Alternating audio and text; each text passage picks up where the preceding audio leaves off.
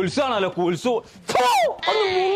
രണ്ടു കൂടി ഒരു തൊയിലും തരുന്നില്ലല്ലോ. ഓള് പോയി പണിയൊക്കാൻ പറയാം. പോയി പണി നോക്കി ഓളെ പേരിൽ എന്നീ പേരെ എഴുതി വെച്ചോ. അന്ന് തുടങ്ങിയാണ് കോയന്റെ കട്ടക്കാലം. അതിനങ്ങനെ രണ്ടാൾക്ക് എഴുതാനും വായിച്ചാലും നിശ്ചയം മാട്ടെ. ഒക്കെ ഞാൻ തന്നെ പഠിക്കണം എന്ന് പറഞ്ഞു. ഇജ്ജെന്താ പറയുന്നത്? അതല്ല പറയണ്ടേ.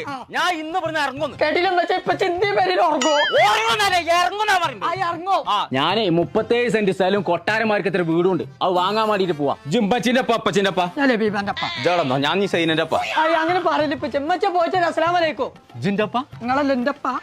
ഇന്റെ കുട്ടി എത്ര തച്ചാലും ഇന്റെ ഒപ്പം തന്നെ. ഉത്സിനോട് പോയി പണി വെക്കാൻ പറയാം. നല്ല രസമുണ്ടല്ലേ ഇപ്പച്ചേ. അതന്നെയല്ലേ കുഞ്ഞാപ്പോ ഞാൻ പറഞ്ഞത്. മെഗാ ലക്കി ഡ്രോ നടക്കാണ്ട് നറുക്കെടുപ്പ് നടക്കുന്നുണ്ട്. 1000 റുപ്യാണ് ഒരു ടിക്കറ്റിന് വരുന്നത്. ഒരുപാട് സമ്മാനം കൊടുക്കുന്നുണ്ട്. അതിൽ ഫസ്റ്റ് പ്രൈസ് കൊടുക്കുന്നതാ ഈ വീടാണ്. അഥവാ ഇപ്പച്ചേ എനിക്കാണ് നറുക്കെടുപ്പ് പോകണ വെച്ച് ഞങ്ങൾ എല്ലാവരും വരുന്ന ഇറങ്ങിപ്പോയിക്കോളെ. ഞാനും ലബീബി മാത്രം മതി. അതിനൊരു കോംപ്രമൈസും ഇല്ല.